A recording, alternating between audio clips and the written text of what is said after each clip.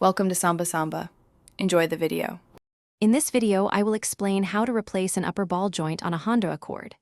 First, gather all your necessary tools, including a reliable jack, sturdy jack stands, and a specialized ball joint press.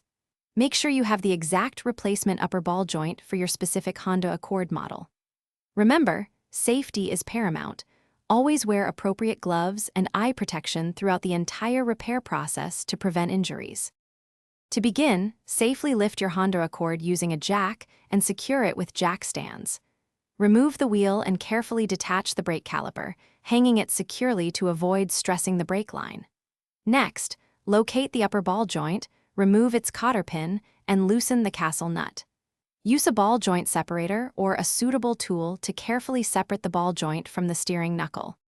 Once the old ball joint is out, thoroughly clean the knuckle bore to ensure a smooth installation for the new part. Using your ball joint press, carefully install the new upper ball joint into the control arm, ensuring it seats correctly. Reattach the ball joint to the steering knuckle, then tighten the castle nut to its specified torque and insert a new cotter pin to secure it properly. With the new ball joint in place, reinstall the brake caliper and the wheel, then carefully lower your Honda Accord. It is crucial to perform a wheel alignment after this repair to ensure proper steering, handling, and to prevent uneven tire wear. Before you finish up, remember to check the description below for a link to Darn Tough socks and other great deals.